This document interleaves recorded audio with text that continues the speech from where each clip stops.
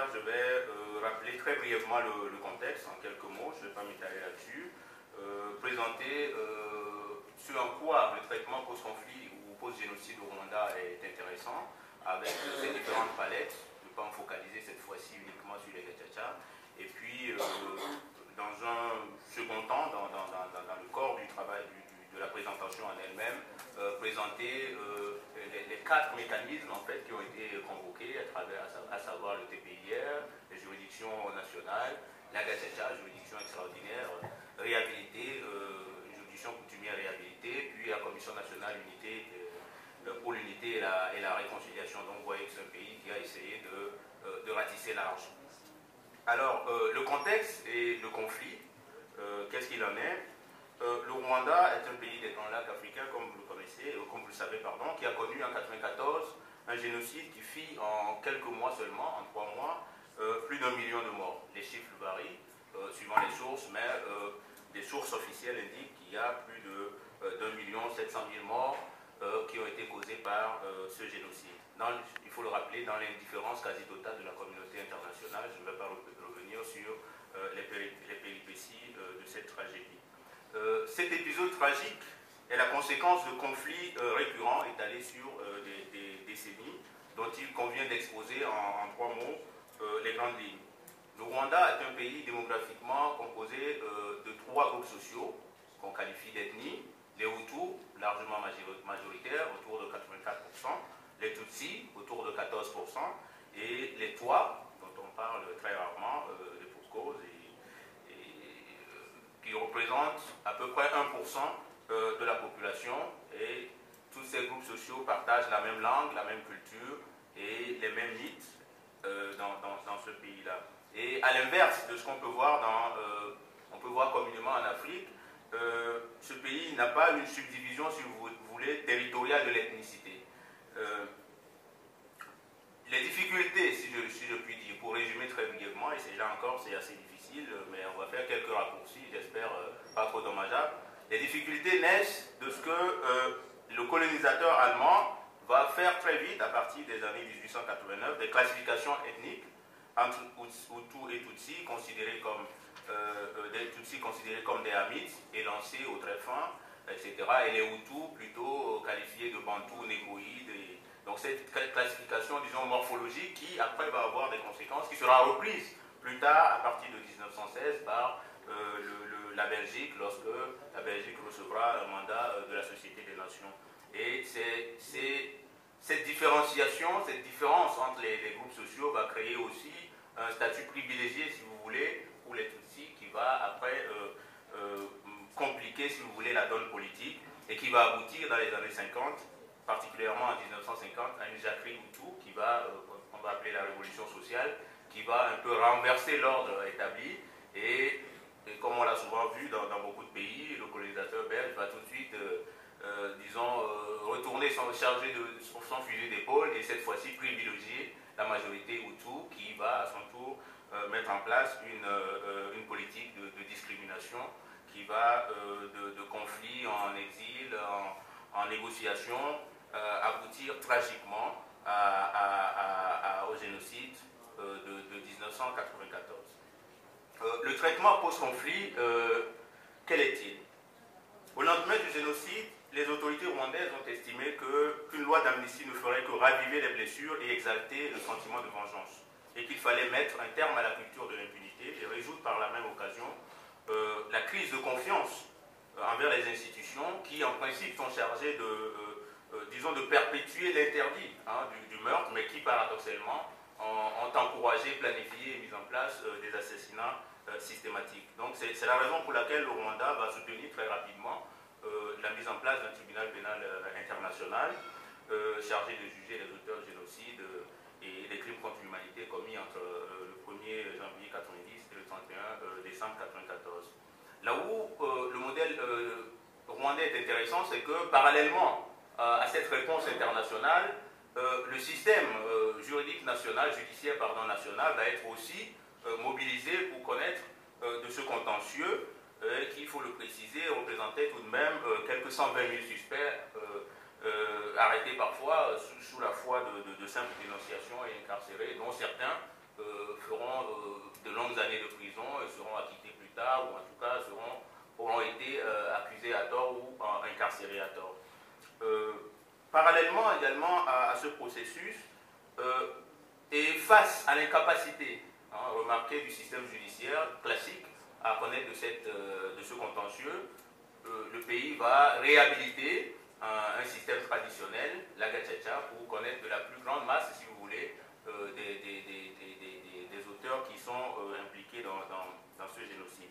Et enfin, le troisième élément convoqué, et c'est là où le modèle est aussi intéressant, c'est qu'une commission nationale pour l'unité et la réconciliation sera mise en place dès 1999, une commission dont on verra qu'elle est sans commune mesure avec les CVA comme on peut le connaître, mais c'est une commission, disons une institution politico-administrative pour définir la philosophie de réconciliation du Rwanda. Je vais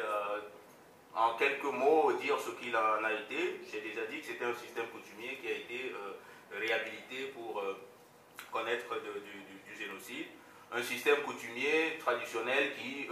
s'occupait de cas mineurs, de délits mineurs, de petits larcins, de conflits familiaux, et qui a été réhabilité pour connaître de crimes plutôt graves, de crimes de sang. Et pour ce faire, des outils ont été mis à disposition de ce système-là. D'abord, les témoignages, c'est-à-dire qui ont occupé un rôle central, c'est-à-dire qu'il s'agissait,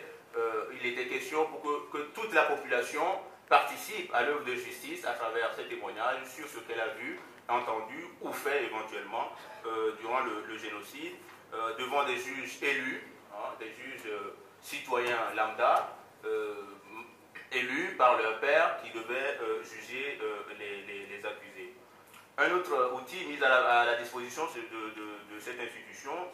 c'est ce qu'on appelait la procédure d'aveu, d'excuses et de repentance. C'est-à-dire que les accusés de la deuxième catégorie, et là encore, le temps ne le permet pas, mais je vais le dire très rapidement, dans le système gacaca, il y a trois catégorisations, si vous voulez. Une première catégorie qui regroupe grosso modo les planificateurs, une deuxième catégorie qui regroupe des meneurs et des personnes qui ont commis certes des crimes de sang mais qui n'étaient pas des planificateurs, et une troisième catégorie qui regroupait ceux qui n'ont commis que des atteintes aux biens. Donc ceux de la deuxième catégorie, lorsqu'ils faisaient aveu, bénéficiaient d'une commutation d'une partie de leur peine en travail d'intérêt général, et cette procédure d'aveu a permis d'accélérer le processus, l'aboutissement étant l'exécution du travail d'intérêt général qui va regrouper jusqu'à plus de 100 000 personnes mis, disons, à la disposition du pays pour reconstruire les infrastructures, etc. Quels résultats? Très brièvement, des résultats en demi-teinte. D'abord, un bilan quantitatif impressionnant. Plus d'1 million de cas jugés et plus de 100 000 personnes mises au tige, comme j'ai dit. Impressionnant et, disons, sans égal en matière judiciaire, à ma connaissance, dans des crimes de cette nature. Mais à quel prix? À quel prix ce bilan qui émeut, qui fascine? C'est au prix, disons, d'un bilan qualitatif discutable. Discutable parce qu'au final, cette justice se révélera non conforme aux standards du procès équitable. J'en parle non pas simplement pour avoir lu des rapports ou des bouquins. J'y étais moi-même en travaillant pour des organisations internationales, notamment le Penal Reform International, où nous avons fait le monitoring de ce processus-là, observer les juridictions, discuter avec les rescapés, les auteurs, les juges gacaca, les administratifs, etc. Et au final, disons, le marqueur de ce mécanisme-là aura été des irrégularités patentes en termes de procès équitable, en termes de respect du contradictoire. Je l'ai dit la dernière fois, l'absence d'avocats, par exemple, devant des juges qui, d'ailleurs, n'avaient pas les capacités, si vous voulez, de simples paysans, qui devaient connaître du génocide, posait manifestement problème. Très rapidement, la dernière institution, je ne vais pas m'étaler là-dessus, le temps qui m'est imparti étant écoulé, la CNUR, la Commission nationale pour l'unité et la réconciliation, créée en 1999, une institution, comme je l'ai dit, politico-administrative, qui a pour mission, je cite, 3-4 missions, de concevoir et coordonner le programme national pour la promotion de l'unité et la réconciliation, mettre en place et développer des voies et moyens de nature à restaurer et consolider l'unité et la réconciliation, éduquer et sensibiliser la population, formuler des propositions sur les meilleures actions susceptibles d'éradiquer les divisions entre Rwandais et renforcer l'unité et la réconciliation. Donc, c'est une institution qui,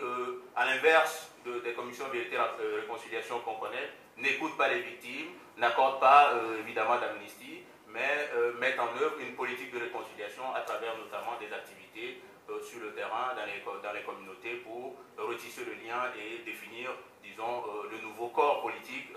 rwandais. Pour conclure, je dirais que l'exemple du Rwanda a le mérite de nous montrer que la justice transitionnelle appelle, disons, une variété de mécanismes. Disons, voilà un pays qui a peu ou prou essayé tous ces mécanismes-là qu'on peut connaître, internationaux, ou internationaux en l'occurrence, judiciaires, extrajudiciaires comme la CNUR, aussi traditionnels aussi, via la Gacaca, au prix parfois de bavure, parce qu'il faut le dire aussi, parce qu'au final, la Gacaca par exemple, qui a été finalement le système majeur de règlement de ce processus, a créé d'autres difficultés, d'autres frustrations dans la mesure où le système en lui-même n'était pas équitable. Mais malgré tout, c'est un système qui mérite d'être regardé comme tel,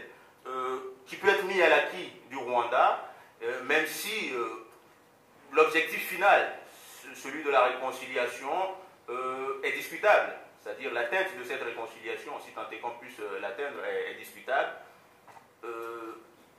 N'en déplaise, disons, aux autorités rwandaises qui estiment que la réconciliation est atteinte, et d'ailleurs la CNUR a publié un rapport en 2010 disant que le taux de réconciliation au Rwanda était de 80%. Il me semble que, je ne vais pas discuter les indicateurs, mais il me semble que cela est un peu exagéré, et qu'à tout le moins, je pense que ce processus aura réussi à faire, c'est un minimum, une restauration des échanges, qui, me semble-t-il, est un premier pas vers une réconciliation. Je vous remercie.